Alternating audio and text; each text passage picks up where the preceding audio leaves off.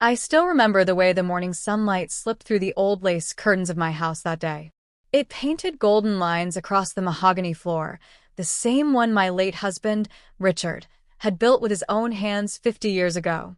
I was polishing my pearl earrings, the ones he gave me on our 10th anniversary, when the invitation card caught my eye again.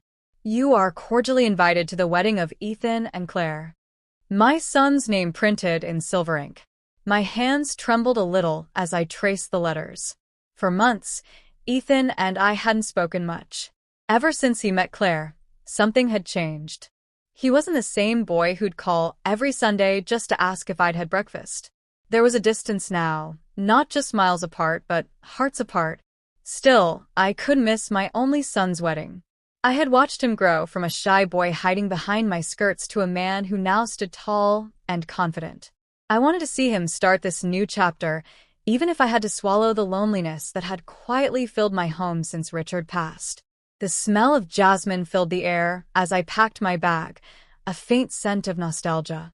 I tucked the pearl earrings into a small velvet box, placed a family photo inside my purse, and whispered softly, "Wish you could be here, Richard."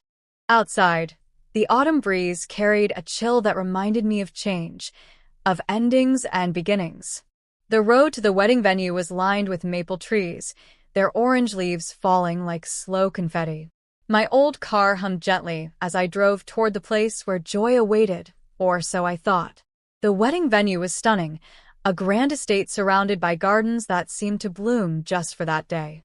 Roses, lilies, and hydrangeas filled the air with sweet perfume. Guests dressed in satin and silk strolled about, their laughter rising like music. The string quartet played softly in the background, their notes floating under the crisp blue sky. I stepped out of the car, smoothing down my pastel dress, feeling the warmth of sunlight on my shoulders. My heart fluttered with nervous excitement. "Mrs. Whitmore?" a young usher asked politely. "Yes, dear," I smiled. "I'm Ethan's mother." He smiled awkwardly, glancing at his clipboard. "Oh, right. "Please, this way." Something in his tone caught me off guard, a hesitation, like he was uncertain where to take me. But I brushed it aside. Weddings were busy, confusion was normal. As I walked through the hall, my eyes widened. Chandeliers glimmered above, candles flickered along the walls.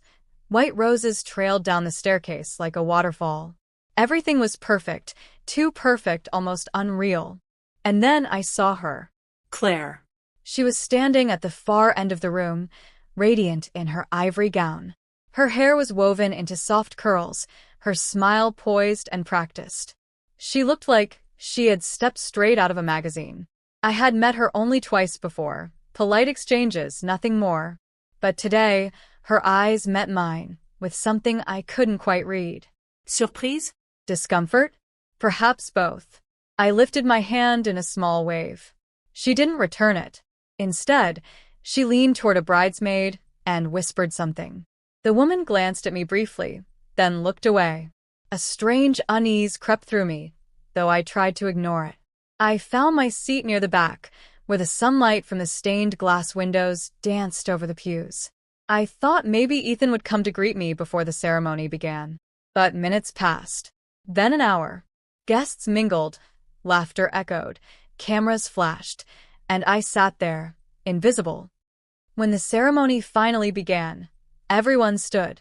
The music swelled, the bride walked down the aisle, and Ethan, oh, my sweet Ethan, looked so proud, so full of love. My heart softened again.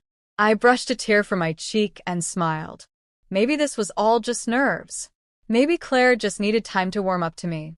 But that illusion shattered soon after. The ceremony ended beautifully.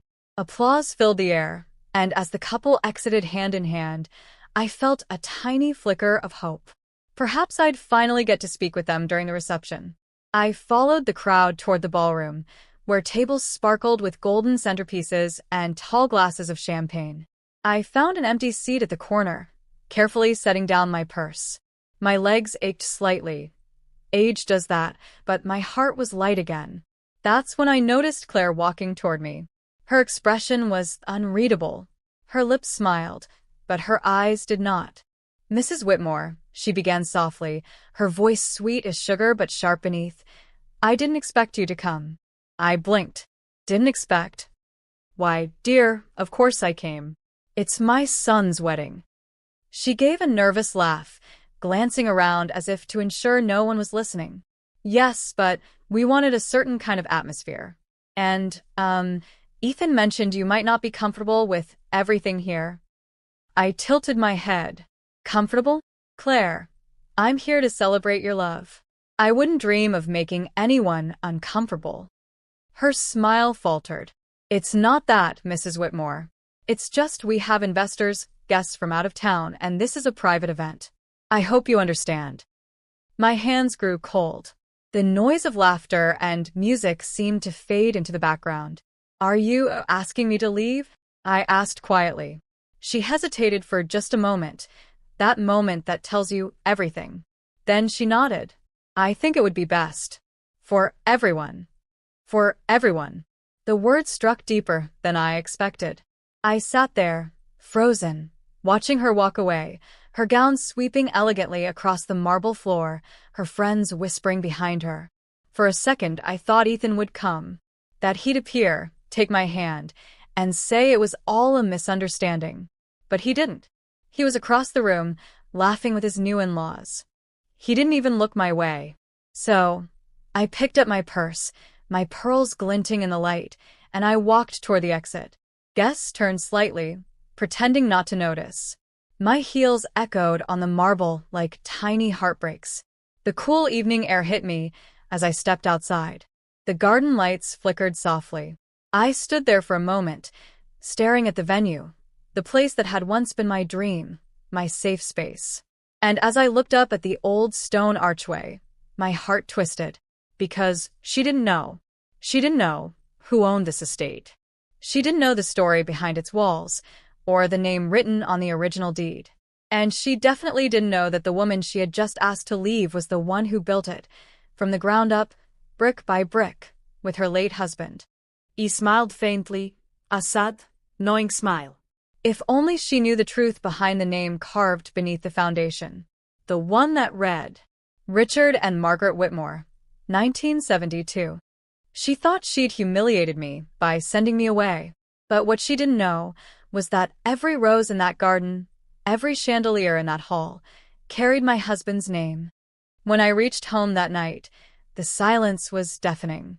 The house felt emptier than usual, as though it, too, knew what had happened. I set my purse down on the old wooden table, the same one where Ethan once did his homework, and for a moment, I just stood there, still in my dress, still wearing the pearl earrings Richard had given me, still trying to make sense of it all. I wanted to cry, but the tears wouldn't come. Maybe because it wasn't sadness I felt. It was disbelief and something colder, heavier, betrayal. How could my own son stand there, watching his wife ask me to leave, and say nothing? I walked toward the living room window, staring out at the dark garden. The porch light flickered softly, casting shadows over the old oak tree Richard planted when Ethan was born. My chest tightened.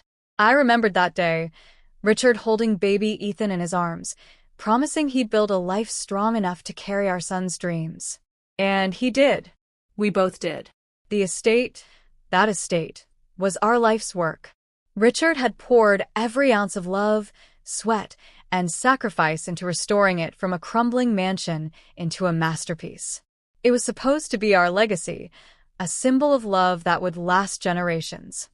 Now, to see it turned into a stranger's wedding venue, and to be told to leave it by my son's bride, that cut deeper than words could ever reach. I ran my fingers along the window pane, whispering, "You'd be disappointed, Richard." But then I caught myself. No, not disappointed. He'd tell me to stand tall, to remember who I am. And that's when the anger started to replace the pain. The next morning, I called my old friend Beatrice Shaw. She'd been my lawyer for years, handling all the paperwork after Richard's death. If anyone knew what had happened to the estate, it would be her. She picked up on the second ring. "Margaret, darling, I was just thinking about you. How was the big wedding?" There was warmth in her voice, until she heard the tremor in mine. It was unforgettable.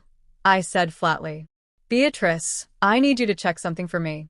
The Whitmore estate, do you still have the deed on file? A pause. Of course. Why? Because I exhaled slowly. I think something's wrong. They used the estate for the wedding yesterday, and Claire, Ethan's wife, acted like she had no idea it was ours. I want to know who signed off on that event. Give me a few hours, she said, her tone shifting from friendly to professional. I'll call you back. I hung up and sat quietly, listening to the ticking clock. Each second felt like it carried a secret I hadn't uncovered yet. By noon, the phone rang. Margaret, Beatrice said, I checked the property registry.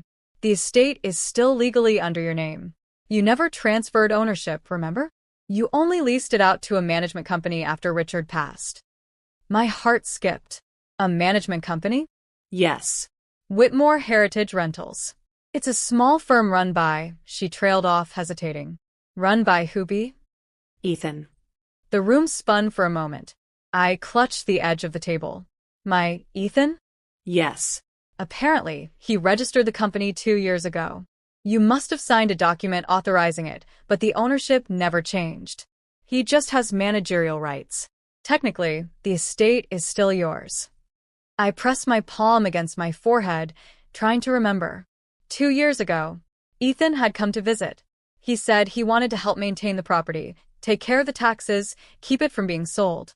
He brought papers, and I, blinded by trust, signed them without reading too deeply.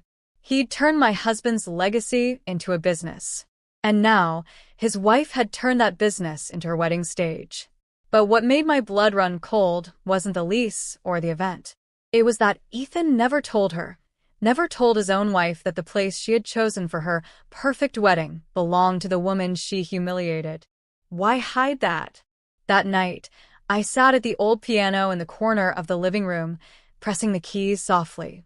The melody was the one Richard used to hum while repairing the roof beams, a tune that carried both pride and peace. I played until the anger dulled to ache again. Then my phone buzzed. A message. It was from Ethan. Mom, I heard what happened. Claire told me she asked you to leave. She didn't mean to hurt you. Please don't make a scene or contact her family. We'll talk later. My fingers trembled. Don't make a scene. That's what he thought I'd do? I typed back slowly. You don't have to worry, Ethan. I won't embarrass anyone. But you should have told her the truth. There was no reply. 2 days later, I received an envelope in the mail. No sender's name, just my address written in unfamiliar handwriting. I opened it carefully. Inside was a photograph, the wedding photo. Ethan and Claire, smiling under the archway. Behind them, the golden plaque on the stone wall gleamed faintly. Whitmore Estate, founded by Richard and Margaret Whitmore, 1972. Someone had circled that plaque in red ink. And below the circle, a small note. She doesn't know yet. I froze. Who sent this? Why? The handwriting looked masculine. Maybe Beatrice's assistant? Or one of the old groundskeepers. I couldn't tell. But whoever it was, they wanted me to see something. I picked up my phone again and dialed Beatrice. B, can you check who handled the event booking at the estate? She hesitated. Margaret, I already did. And you're not going to like it. Tell me. It was Claire. She personally signed the rental contract, but the documents were approved through Ethan's company, which means your son processed his own wedding at your property without ever disclosing your ownership to the bride. My breath caught. And the payment? I asked. There wasn't any, Beatrice said. It's listed as family use exemption. So not only had they used my home, they'd done it under my name, for free, pretending it was theirs to give. My heart ached, but beneath that ache was a fire I hadn't felt in years. I looked again at the photo. The red circle, the plaque, the careless happiness in their smiles. Something inside me whispered, no more silence. The next morning, I drove back to the estate. The road felt different this time, heavier with purpose. When I reached the gate, a young man in a uniform approached. Good morning, ma'am. Can I help you? Yes, I said firmly. I'm Margaret Whitmore. I own this property. His expression shifted instantly. Oh, Mrs. Whitmore. I I didn't know. Mr. Ethan usually handles. I'm aware, he interrupted. Open the gate, please. He nodded quickly. The moment I stepped inside, memories flooded in. Richard on the ladder painting the veranda, Ethan chasing butterflies in the garden, laughter echoing through the halls. And now, silence. The main hall still carried the faint scent of roses from the wedding. There were petals scattered along the floor, remnants of a day that wasn't mine. I walked slowly toward the plaque, my hand brushing over the engraved letters. Richard and Margaret Whitmore. I whispered his name. They forgot, didn't they, love? But I'll remind them. As I turned to leave, something caught my eye, a folded napkin on the side table, printed with gold initials. See, I picked it up. Beneath it was another photograph, Claire standing in the ballroom, talking to an unfamiliar man. His hand rested lightly on her back, too familiar, too casual for comfort. And on the back of the photo, the same handwriting again. You should know who she really is. That night, sleep wouldn't come. I sat at the kitchen table, the photo spread out before me, tracing that cryptic sentence over and over. Who was sending these? Why? And what was I supposed to find out about Claire? When the phone rang at midnight, I jumped. It wasn't Ethan. It wasn't Beatrice. It was an unknown number. Mrs. Whitmore? A man's voice said, low and urgent. You don't know me, but I worked security at the estate during the wedding. You need to see something. Claire isn't who she says she is. I froze, gripping the phone tighter. What do you mean? She met someone in the back garden that night. Someone who gave her an envelope. Cameras caught it, but Ethan had the footage deleted. I still have a copy. My heart raced. Why are you telling me this? Because, he said, you deserve to know what she's hiding. Meet me tomorrow at the old coffee shop by the pier. Bring no one. The line clicked dead. I sat there in silence, my pulse pounding in my ears. The note. The photo. The mysterious warning. Whatever Claire was hiding, it had started long before the wedding. And somehow my son was tangled in it too. The next morning, I tucked the photo into my coat pocket and headed toward the pier, unaware that someone else was already following me. The next morning, the air was heavy with the scent of salt and fog drifting in from the ocean. I stood by my car, coat buttoned up, the photograph tucked safely inside my purse. The old coffee shop by the pier had always been quiet this time of year, fishermen and retirees nursing their cups of black coffee while gulls screamed overhead. As I parked, I felt that strange mixture of courage and dread that comes when you know the truth is near, but you're not sure you're ready for it. I walked inside. The place smelled of espresso, sea air, and old wood. Behind the counter, the same waitress from years ago, Ruthie, smiled faintly. Haven't seen you in a while, Mrs. Whitmore. Still taking your coffee black? I nodded, trying to smile back. Yes. Just black, Ruthie. I'm meeting someone. She winked. I'll keep an eye out. I chose a corner booth where I could see both the entrance and the ocean through the fogged window. Every tick of the clock on the wall made my heart beat faster. 10 minutes. 15. 20. Then a man entered, mid-40s, tall, wearing a worn jacket and cap. His eyes scanned the room until they landed on me. He walked over. Mrs. Whitmore? Yes. He slid into the booth across from me and lowered his voice.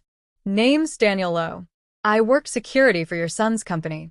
I was at the estate during the wedding. I studied him. He looked nervous, not like someone trying to stir gossip, but like someone afraid of what he knew. What do you have to show me, Mr. Lowe? He reached into his jacket and pulled out a small USB drive. Security footage. From the East Garden. The night before the wedding. Cameras were meant to be off after midnight, but one didn't shut down. You'll want to see what it caught. I hesitated. Why tell me? He sighed. Because I've worked there long enough to know the difference between a mistake and a setup. And Mrs. Whitmore, your daughter-in-law's story doesn't add up. When I got home, I locked the doors, shut the curtains, and powered on my old laptop.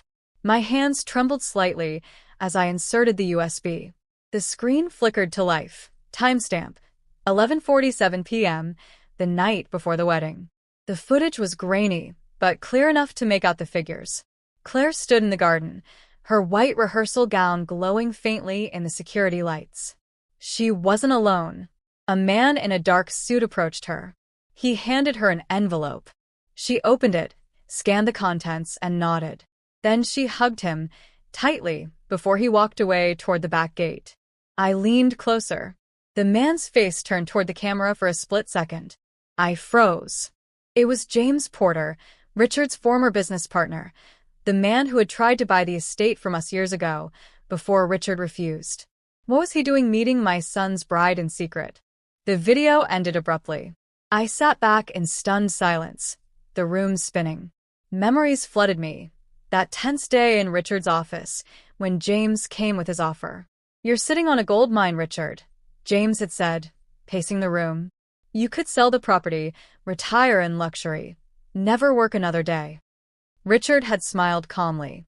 "It's not for sale, James. It's my wife's heart and my family's home. I won't trade that for a paycheck." James had slammed the door when he left. We hadn't heard from him since. Until now. I rubbed my temples. There was no way Claire could have known James unless someone introduced them, and that someone had to be Ethan. The thought pierced through me like ice. My son, the same boy who once brought me breakfast in bed every Mother's Day, could he really have been part of this? I needed answers. The next day, I visited Beatrice again. Her office smelled of leather and old paper, as it always had. She looked up as I entered, eyes narrowing at my expression. "Margaret, what did you find?" I handed her the USB. This. James Porter met Claire the night before the wedding. He gave her an envelope. "I need to know what's going on, B. I can feel something's wrong." Beatrice's face tightened. James Porter, that's a name I hoped never to hear again. She plugged in the drive, watched the footage, and leaned back. "If James is involved, this isn't about love. It's about the property. He's been trying for years to get his hands on it for his development company. If Claire's working with him, then my son's marriage isn't built on love at all," I finished bitterly. Beatrice nodded grimly. "We'll investigate quietly. But you should protect yourself. Check your financials, your accounts, the estate's trust. If they're scheming, that's where they'll strike first." That night, I went through my old files. The estate documents, insurance papers, Richard's handwritten notes, everything. Around midnight, I found something odd. A letterhead from Porter and Associates Holdings tucked between property tax receipts. It was a contract draft, and signed, offering a full buyout of the Whitmore estate. But the date was only 3 weeks ago. My hands went cold. Someone had access to my private documents. And then, in faint pencil at the bottom corner, a note I recognized instantly. Ethan's handwriting. "Don't worry, Mom. This will secure our future." The breath left my lungs. He had known. He had been part of it. The wedding wasn't just a family celebration. It was a setup. A perfect public event to disguise a deal. I leaned back in my chair, tears stinging my eyes. "Richard," I whispered into the quiet room. "What happened to our boy?" The following morning, I drove back to the estate again. The sky was gray, the air thick with the promise of rain. The gates stood open, too open. Inside, I found Claire in the garden, talking to one of the decorators. She turned when she saw me, clearly startled. "Mrs. Whitmore," she said stiffly. "What are you doing here?" "I could ask you the same," I replied, stepping closer. "Did you enjoy your wedding?" My husband would have been proud to see how our home was used. Her lips twitched.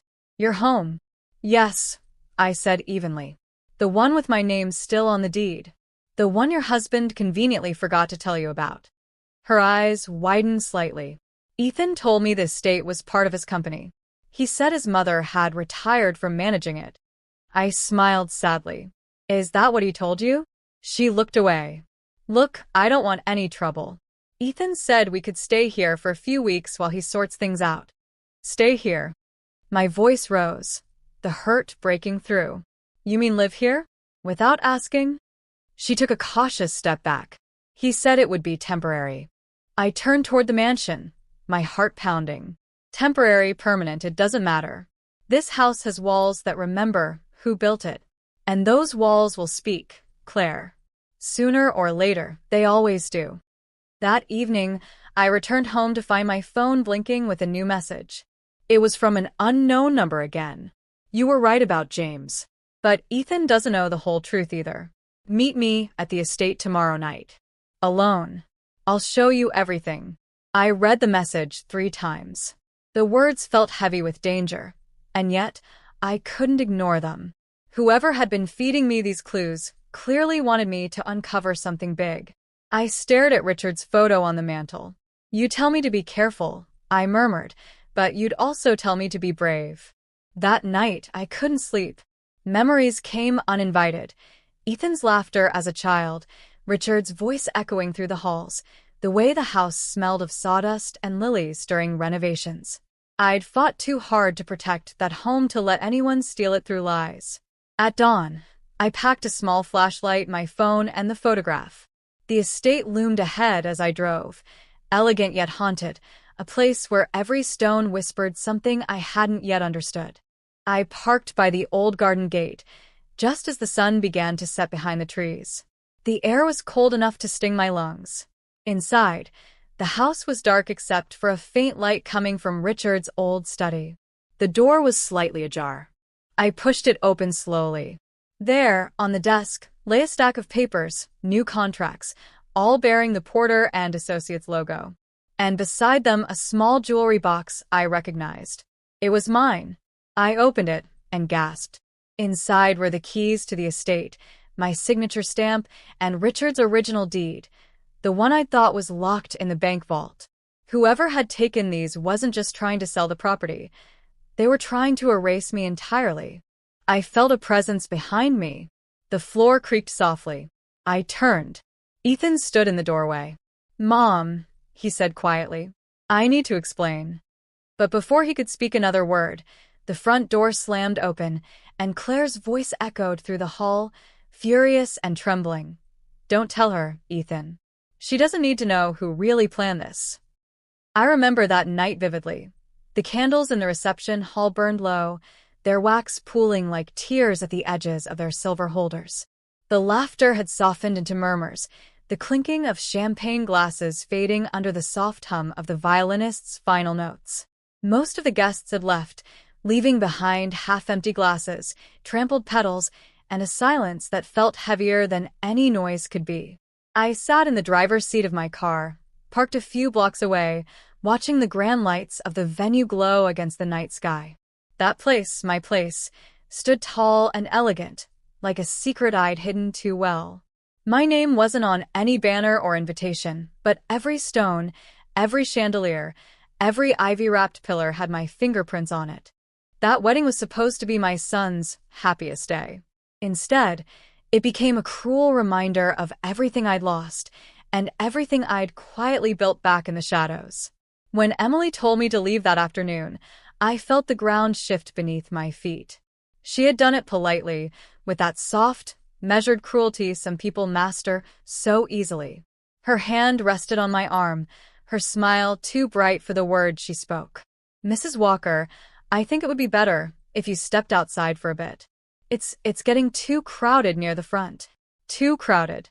That was her reason for asking the groom's mother to leave her own son's wedding ceremony. But as she said it, I saw the flash in her eyes, the discomfort, the quiet resentment she'd carried since the day she first met me. And for a moment, I almost gave in. Almost.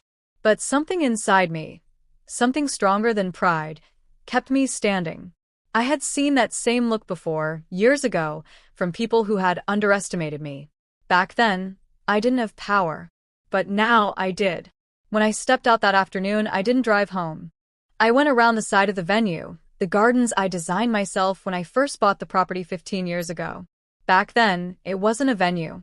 It was a crumbling estate I'd inherited after my husband's passing, a place too broken to live in, too full of memories to let go. I'd restored it piece by piece, with my own savings and the help of a loyal contractor named Ben. He was quiet, kind, and treated my vision like it was sacred. We turned it into something beautiful, the Silver Willow Estate, a dreamland for others' happiness, though it was built from my grief. And no one ever knew who owned it, not even my son. I never told Ryan because he'd always believed I was still struggling financially. After his father's death, I wanted him to focus on his studies, his career, not my rebuilding. I wanted him to think I was humble, small, and safe. I never wanted money or power to change how he saw me. But Emily, she always wondered why I never seemed desperate enough to ask for help. That night, after she sent me away, I decided to stay in the shadows. I stood behind the long white curtains of the upper balcony, unseen by the guests below. I watched Emily twirl in her shimmering gown, laughing as Ryan spun her under the chandeliers I'd chosen. She looked beautiful, radiant even, but there was something about her joy. It wasn't pure. It was triumphant. I saw the way she leaned toward one of her bridesmaids, whispering something, both of them glancing toward the door I'd walked out of earlier. Then she laughed, a laugh I'll never forget. That's when I realized this wasn't just about a crowded aisle or nerves. It was about control. She wanted me gone because she couldn't stand the idea of sharing the spotlight with me. And if she'd known whose name was written deep in the deeds of that very hall, she might have thought twice before asking me to step aside. Later that night, as the staff cleaned up, I walked back inside through the rear corridor. The scent of lilies and wine hung thick in the air. My heels echoed against the marble floors as I wandered into the manager's office, a small, quiet space lined with ledgers and files. On the top of the stack was the venue's rental agreement. I ran my hand over it slowly, tracing the signature of Emily's father, who'd booked it under his name. He had no idea, of course, that the true owner was the woman his daughter had just humiliated in front of everyone. That's when I heard a sound behind me, a soft sniffle, followed by the creak of the door. It was Lila, one of the servers. She looked terrified. "Mrs. Walker," she whispered, her voice trembling. I didn't mean to listen, but I heard them. Mrs. Emily and her mother. They were talking about you. My chest tightened. What did they say? She hesitated, biting her lip. They said they didn't want you around after today. That they'd make sure Ryan doesn't invite you to their new home. They think you're embarrassing. For a moment, I couldn't speak.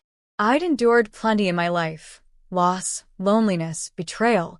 But hearing that my son's new wife wanted to erase me entirely was a different kind of pain. I nodded slowly, steadying my breath. Thank you, Lila. You've done nothing wrong. Then I turned back to the contract, my eyes sharpening as the soft light caught the gold lettering of the property name. The Silver Willow Estate. Mine.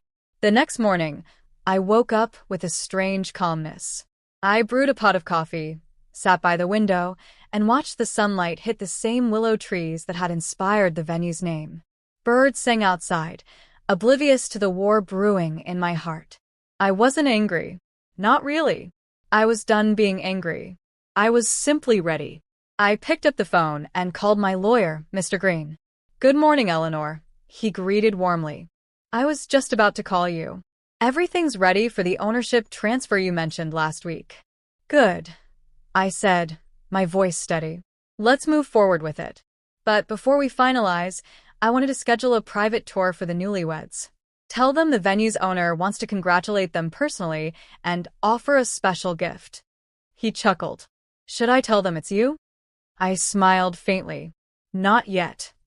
A few days later, Ryan and Emily arrived at the estate again.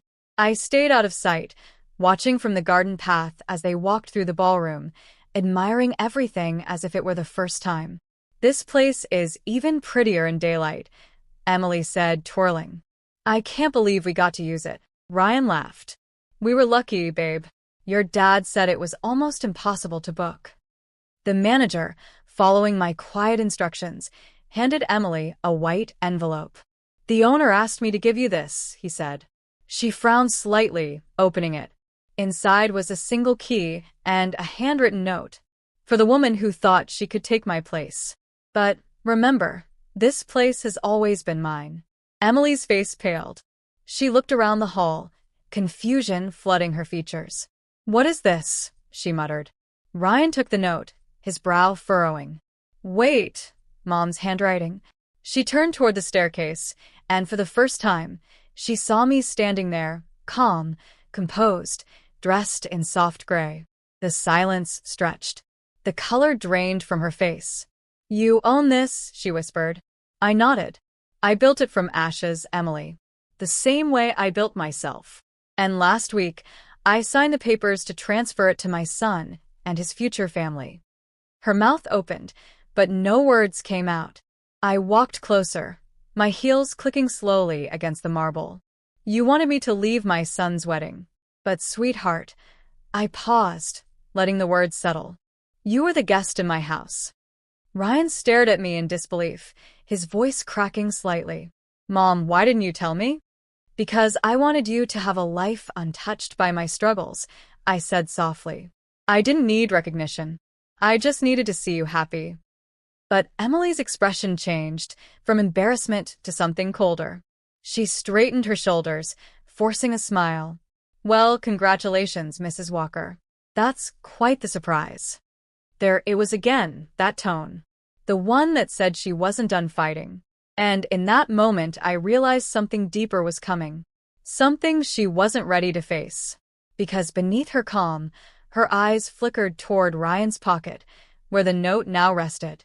She hadn't read the back of it yet. And when she finally did, she would learn that this wasn't just about a venue. It was about the secret she thought no one knew. As Emily turned the note over and began to read the faint writing on the back, her breath hitched, her face going pale. I watched her freeze, the paper trembling in her hand. Because those words weren't meant for her alone, they were about her mother. "You may want to ask your mother about how she really paid for your wedding." For a moment, no one spoke. The air between us hung thick, heavy with unspoken truths and quiet shock. The faint rustle of the trees outside pressed against the windows, and even the chandeliers seemed to flicker as if reacting to the tension that had settled in the grand hall. Emily still stood frozen, her hands trembling as she held the note. Ryan glanced between us, confusion tightening his features. And I, calm on the outside but burning within, waited for the storm that was about to break. She slowly turned the paper over again, her eyes darting across the back of the note. I watched the blood drain from her face as she read the words I'd written in careful, steady ink. "Ask your mother how she truly paid for this wedding." The silence shattered with a sharp inhale. Emily's lips parted, but no sound came out. Ryan frowned deeply, stepping closer. "What does that mean?" he asked. "Mom, what's going on?" Emily's voice came out thin, almost cracking. It's nothing. Just some misunderstanding." But I could see it, the panic flickering beneath her calm, the way her chest rose faster with every breath. "Nothing," I repeated, my tone gentle but firm. "Then why do you look like you've seen a ghost?" She shot me a glare, her pride trying to catch up to her fear. "Because you're trying to ruin what should have been the happiest week of our lives." Ryan turned toward me, confused and hurt. "Mom, please, what are you trying to say?" I took a slow breath, steadying myself. "Ryan, I didn't come here to ruin anything. But I think you deserve to know the truth about what's been happening behind your back, about how this entire wedding was paid for." A few weeks before the wedding, I'd received an anonymous message. It wasn't signed, but it carried a familiar scent, the kind of perfume I remembered Emily's mother wearing the first day we met. The note was short, sharp, and smug. "Maybe if you'd taken better care of your son, he wouldn't need us. He's marrying into stability now." At first, I brushed it off. But then I began to notice small things, details only someone who'd been watching closely could piece together. The venue payments were made early, in cash, through a private courier. Emily's father had apparently arranged it, yet his business records didn't match the transactions. Something was off. And then, last week, one of the venue's accountants, who'd been with me for over a decade, quietly sent me a file. It contained payment receipts and a note. "Mrs. Walker, the bride's mother made these transfers from your late husband's old trust account. I thought you should know." That was the moment I realized Emily's mother hadn't just insulted me. She'd stolen from me. Now, in that grand hall where truth echoed louder than any violin ever could, I decided to end the silence. Ryan, I said softly, the money for this wedding didn't come from Emily's family savings. It came from your father's old trust fund, the one I never touched after he died. He froze. That's not possible. That account was closed. It was, I said, until someone reopened it under forged authorization. Emily's eyes widened. You're lying, she hissed. My mother would never. But her words fell apart when Ryan pulled out his phone and checked his banking notifications. I'd sent him the documents an hour earlier through Mr. Green, just in case. He scrolled slowly, his face paling. Emily, it's true. The room went quiet except for the faint hum of the chandelier. Emily's composure cracked, her voice trembling. I didn't know. I swear I didn't know she did that. I nodded slowly. Maybe you didn't. But you reaped the benefits of someone else's theft. You used my husband's legacy to build your perfect fairy tale, while you told me to step out of the picture. Her eyes filled with tears, part anger, part shame. I thought you hated me. I shook my head. No, Emily. I wanted to like you. I wanted to believe you'd love my son as much as I do. But love doesn't erase truth, and truth has a way of finding its moment. Ryan stood still, caught between his mother and his wife, the reality of betrayal heavy on his shoulders. So what happens now? He asked quietly. That depends on her, I said, nodding toward Emily. She swallowed hard, staring at the marble floor. Her voice broke. What do you want me to do? I stepped closer. I don't want vengeance. I just want you to fix what your family broke. Every dollar that came from that account will be returned. Not because I need it, but because your marriage deserves to start clean, not built on stolen ground. She looked up at me then, no longer the defiant bride, but a frightened young woman realizing her choices had consequences. Slowly, she nodded. I'll make it right. I'll talk to my mother. I studied her face for a long moment before replying. Do that. And when you do, remind her that some debts can't be repaid with money. Days passed. The whispers spread through town like wildfire. Emily's parents tried to silence it, but the truth had already taken flight. Her father resigned from his local business board. Her mother stopped appearing at social events altogether. Ryan, meanwhile, had been quiet, too quiet. He visited me one evening at the estate, the autumn wind rustling through the willows outside. He stood by the fireplace, his voice low. You knew, didn't you, that she'd have to face this sooner or later? I smiled faintly. I didn't plan it. I just stopped protecting the wrong people. He nodded, tears welling in his eyes. You shouldn't have had to leave your son's wedding, Mom. You've given me everything, and I stopped him with a gentle touch on his arm. Ryan, life is a strange way of teaching us who really stands beside us. It's never about the ceremony. It's about the moments after. The ones that test love, truth, and loyalty. A week later, I received a letter. Handwritten. No return address. Mrs. Walker. I returned the funds. I know an apology can't undo the shame I caused.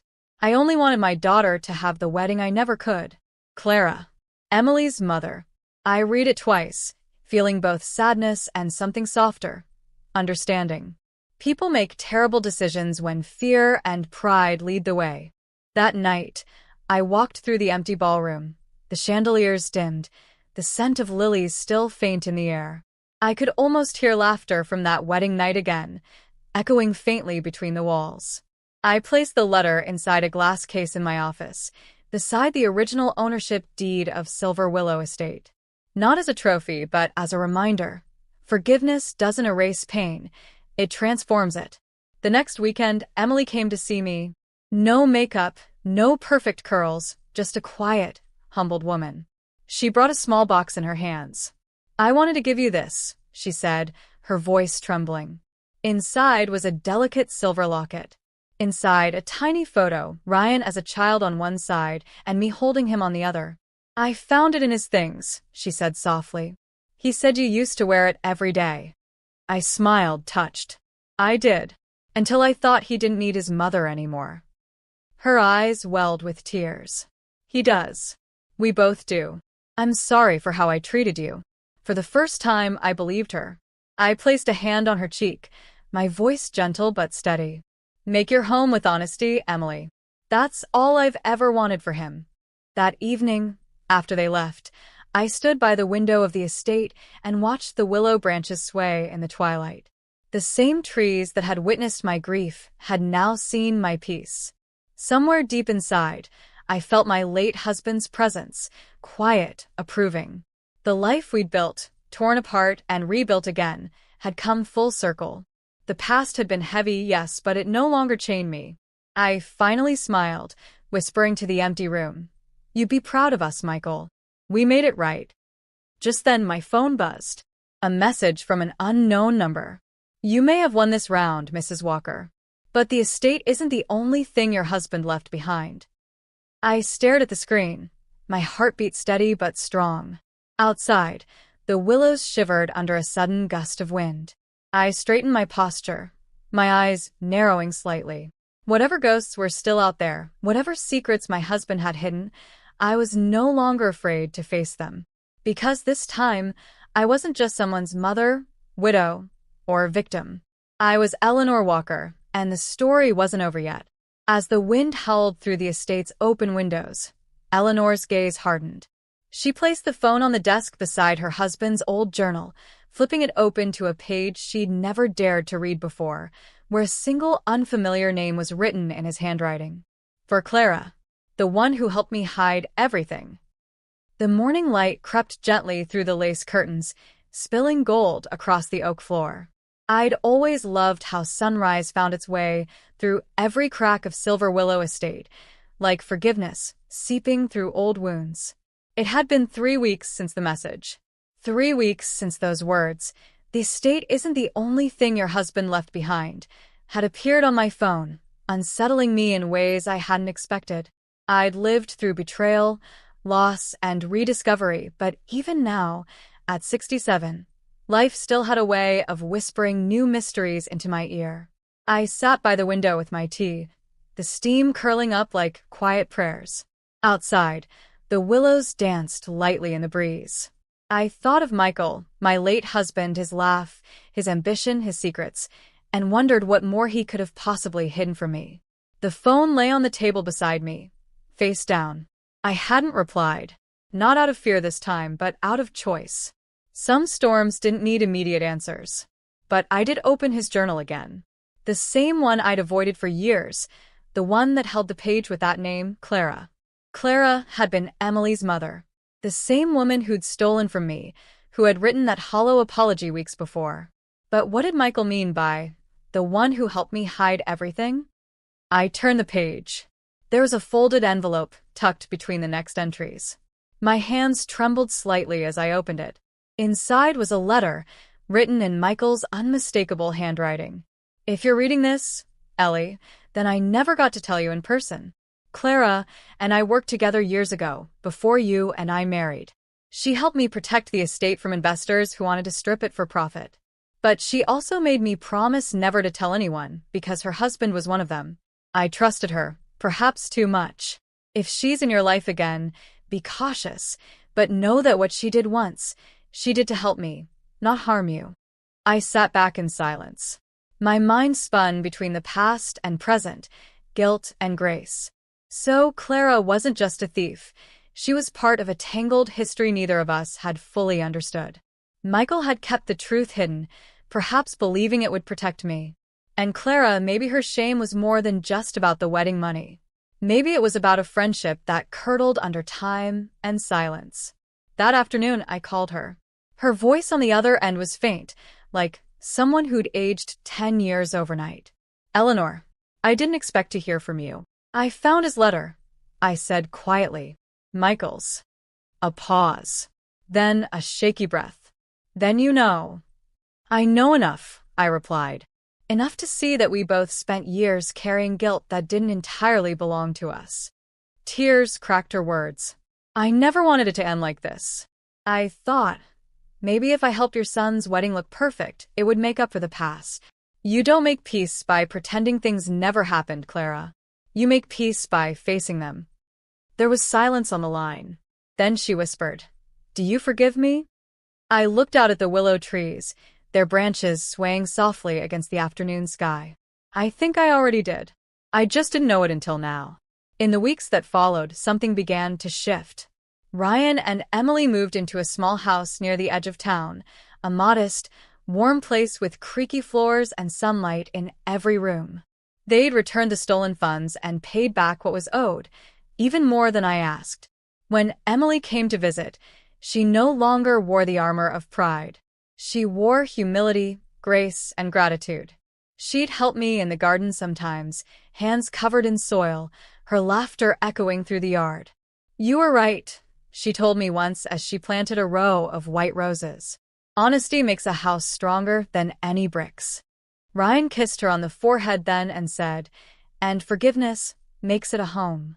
I smiled quietly, brushing dirt off my gloves. For the first time in a long time, my son's happiness didn't feel distant. It felt earned. One morning, I received an invitation. A charity event for women rebuilding their lives after financial betrayal. It was signed by none other than Clara herself. I didn't hesitate. I went. The hall was filled with women, mothers, daughters, widows, all sharing stories of survival and strength. And when Clara took the stage, her voice trembled, but her eyes shone with conviction. "I once lost everything because I let pride lead my choices," she said. "But a kind woman I once wronged showed me that forgiveness isn't a gift, it's a bridge back to humanity." Her gaze found me in the crowd, and for a moment, time softened. After the event, she approached me slowly, clutching a small envelope. "It's the last of what was taken," she said. "And something else. Something that was yours long before any of this began."